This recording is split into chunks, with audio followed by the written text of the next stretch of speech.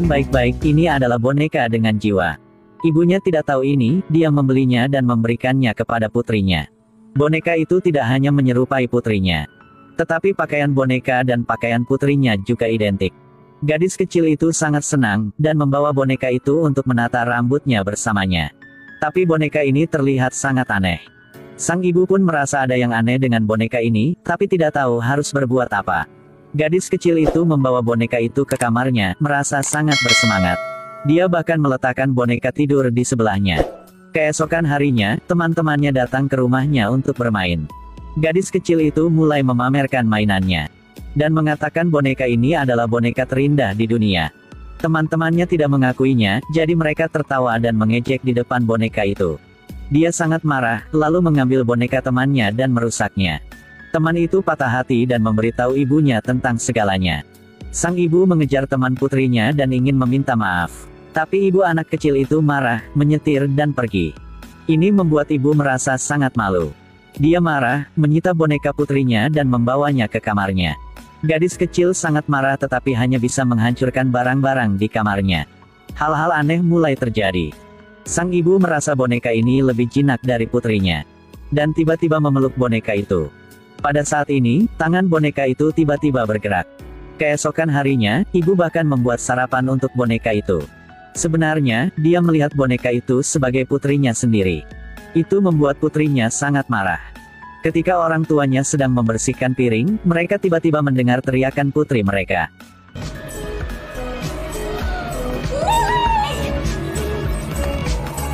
Gadis kecil itu mencoba menjelaskan, "Bukan aku. Ini bonekanya." Tapi orang tuanya tidak percaya, karena boneka itu tidak bisa bergerak. Jelas bahwa putri mereka membuat kesalahan sendiri, tetapi dia tidak akan mengakuinya. Gadis itu merasa menyesal. Orang tuanya lebih suka percaya boneka daripada putri mereka. Pada saat ini, sang ibu berkata tetapi itu seperti kutukan. Dia berharap boneka itu bisa berubah menjadi putrinya, karena putrinya tidak patuh. Gadis kecil itu kesal dan berlari ke kamar. Kakak yang pintar sepertinya telah memperhatikan sesuatu. Pada malam hari, sang ibu menidurkan boneka itu di sampingnya. Ini membuat sang suami merasa tidak nyaman.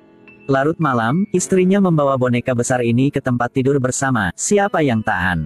Dia mengambil kesempatan bahwa istrinya sedang tertidur lelap dan dengan lembut membawa boneka itu ke kamar putrinya. Kemudian dia berbalik untuk pergi. Tapi boneka itu bangkit dan berjalan ke tempat tidur gadis kecil. Keesokan paginya, sang ayah bangun untuk menemukan boneka itu di tempat tidur mereka.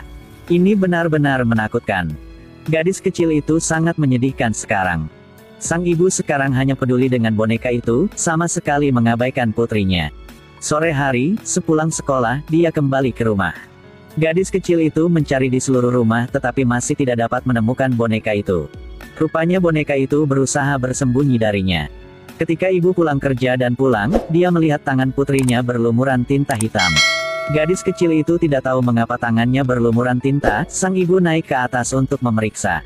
Pada saat ini, gadis kecil itu mendengar teriakan marah ibunya. Gadis kecil itu dengan cepat berlari ke atas. Melihat lelucon jahat boneka itu menggunakan tinta hitam untuk menggambar di dinding. Mereka tercengang ketika mereka melihat ini. Kali ini, sang ibu bersikeras bahwa ini pasti dilakukan oleh putrinya. Gadis malang, tapi tidak ada cara untuk membuktikan bahwa itu boneka. Kakak pintar memikirkan cara. Mereka berencana untuk memasang kamera dan merekam setiap gerakan boneka itu. Tapi boneka ini telah berubah menjadi elf. Di tengah malam, itu langsung turun ke tempat tidur dan menghancurkan kartu memori kamera. Ini luar biasa. Keesokan harinya, kakak laki-laki memeriksa kamera dan kagum. Bocah itu berpikir bahwa ibunya mengambil kartu kamera. Sang ibu sangat marah dan langsung menyita kameranya. Saudara laki-laki itu benar-benar mempercayai saudara perempuannya sepenuhnya. Anak laki-laki itu memanggil sahabatnya ke rumah dan mereka akan membuka boneka itu untuk memeriksa bagian dalam. Mereka menemukan bahwa kepala boneka itu memiliki tulisan di atasnya. Harus menghancurkan boneka ini. Ini benar-benar menakutkan. Selanjutnya, mereka berdua pergi ke tempat boneka ini dibuat. Berdasarkan foto yang mereka ambil, wanita tua ini memberitahu mereka, ini boneka terkutuk. Itu selalu ingin berubah menjadi manusia. Jika Anda membiarkannya mencapai itu, saudara perempuan Anda tidak akan pernah bisa kembali. Wanita tua itu menyuruhnya untuk segera pulang dan menghentikan semuanya. Pada titik ini, boneka itu mulai bertindak. Itu mengangkat palu, langsung menghancurkan cermin. Sang ibu segera berlari ke kamar putrinya, gadis malang dianggap sebagai pelaku oleh ibunya. Sang ibu tidak memberinya kesempatan untuk menjelaskan sama sekali. Sang ibu mengambil boneka itu dan meninggalkan kamar. Gadis kecil itu berdiri, ingin mengejar ibunya, tetapi jatuh ke tanah. Gadis kecil itu menoleh untuk melihat. Kakinya telah berubah menjadi batang kayu. Gadis kecil itu mencoba yang terbaik untuk merangkak ke kamar ibunya. Gadis itu ingin meminta bantuan ibunya. Tapi pada titik ini,